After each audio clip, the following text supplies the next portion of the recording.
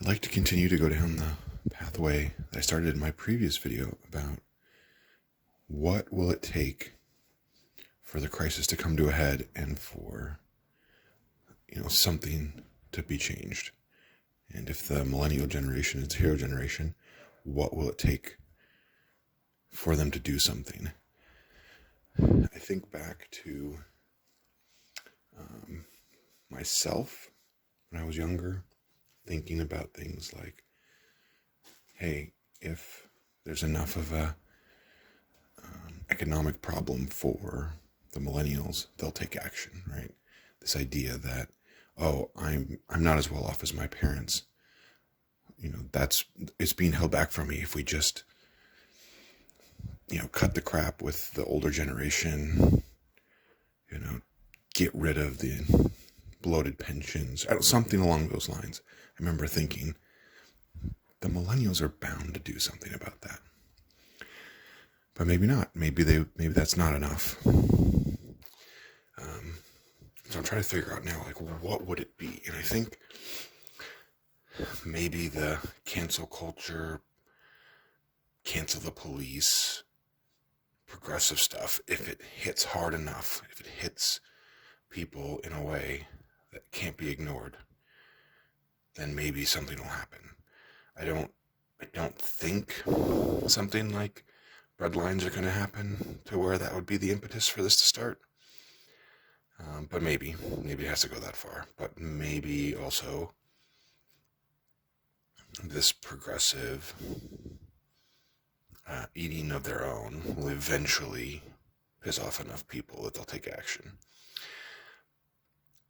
And I want to think about that in terms of this contrast of, well, what is a human? A human is different than an animal because humans have their rational facility. Humans have a soul. Humans have free will. And that's taught to us in schools. It's an enlightenment principle. It's also a religious principle for Christians in some sense. The soul part, the free will part. But that's also focusing on one aspect of the human, right? The physical reality of or not the physical reality, but the physical part of a human has many components. It's not just, okay, we have the ability to be logical. Compare a human to a computer. A computer has to run on Boolean logic. Humans don't have to run on logic. In fact, a human that is forced into a difficult situation probably won't operate on logic. They'll operate on instinct. And so actually, if you think about it, the human brain isn't particularly logical either. It's actually a neural net, right? In a Star Trek sense. There's nodes in the brain. It's a neural net. There's weighted connections. The brain makes, the brain cells make connections to other cells and form this network that then gets trained over years and years and years. I mean, literally years of training. Just look at small children who are still learning to move and talk and think. It takes a long time to train a human brain. And then there's the more complicated things to train a human brain on. So actually, in some ways, a human isn't very logical. It's just more logical than everything else. And I think maybe even the modern world of computers has led some people to believe that humans could become like computers. And as much as, maybe if you learn to be a programmer, you can learn to think logically. But again, you're a human. You're still going to resort back to emotions. You're still going to resort back to imagination. You're still going to go back. You're going to fall back to, hey, what do I know? What do my instincts tell me? What's easy? In fact, sometimes the reason you fall back to that is just because it's easier to do. The things you've been trained to do, the things that make sense biologically for you to do, are just easier. Sometimes being deliberate and trying to be logical is hard because it would cause you to take actions that are hard, whether that's emotionally difficult or, just you're not trained to do it.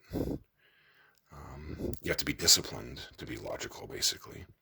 And I think that's also where this generational theory idea comes from, because you would think as soon as the generational theory was proposed and people were aware of it, even if not everyone's aware of it, but the people that were aware of it, they would just say, okay, well, I know about this thing. I'm just not going to do the things that this theory states to prove them wrong, right? I'm not going to follow the generational stuff. Well, the reality is, in aggregate, human society is going to follow non-logical trends way more than it's going to follow logical trends.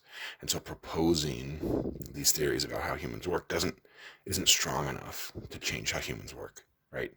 No matter how many people want to prove something wrong or say, I'm unique, I'm different, I'm going to do something different, the reality is even the person who's the most different is still going to fall back to their instincts and to their emotions. I feel like this is also connected to the discussions I've heard about the left and the right saying it's difficult for you to talk to each other, right? It's difficult for you to convince each other because the left is more emotional and the right is more logical or something like that. But the reality is just to convince someone isn't a one-dimensional thing, right? It's also where the idea comes from, where whether it's political or religious, sometimes the way you convince someone to change is through things that are completely separate from logic. You could convince someone to do something just by saying, we're friends, let's go do something different, right? Or, even a loved one will say, please stop, right? And you'll stop, even though it makes no sense logically why you should stop, other than it's a loved one asking you to do it. Anyway, where am I going with all of this? Well, if we're in a crisis, and if the hero generation is millennials, a much maligned generation by those who are older than the millennial generation, there has to be an impetus to change that. I think it's also connected to the saying of hard times make strong men or something like that. There needs to be a hard time to kick on the millennial generation, become the hero generation. There has to be something, there has to be the trial by fire that has to happen to do that. And maybe they've already gone through it, I don't know. Maybe the generational theory is wrong and the millennials won't be it. Or maybe it'll be some combination of generations, or who knows. I mean, this theory is based on the aggregates of multiple generations at different stages. So, even if the millennials are the hero generation, maybe it's not that they've been trained to be the heroes. Maybe it's just the moment will come, where they'll have to be the heroes. But what is it that'll do that? Right? And I think it's one of those things where you can't force history.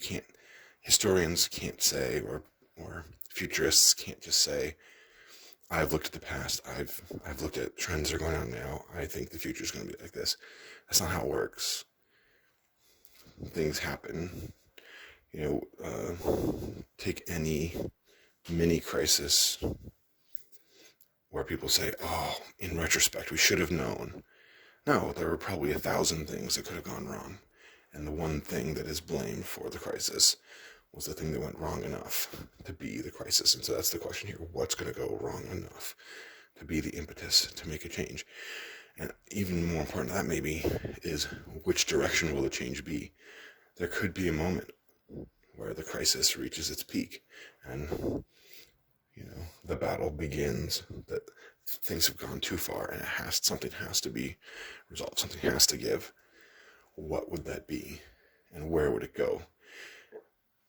If it is this cancel culture, cancel the police state, there's theories that if they cancel local police, then state police will step in, or federal police will step in, or the federal government will have to create a police, or communities will create police and we'll have vigilante justice. Like, who knows what the change will be, but maybe that'll become serious enough. Something will have to change, and then the question is, in what way will it change? Will the more progressive form win, or will the more traditional form win, and we'll go back to a world where there is police and people can make mistakes and be forgiven for it, within society, or we're going to go to a place where, less and less freedoms for the sake of the group. I don't know.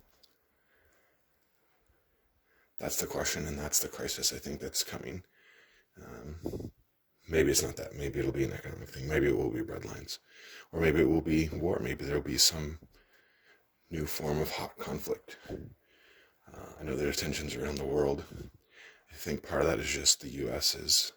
was the dominant power for a long time, basically since World War II, which was the last crisis.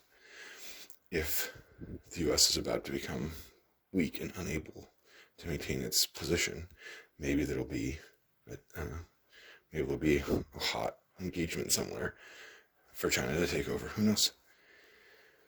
One of these things, according to the generational theory, is going to happen in the next 5 to 10 years.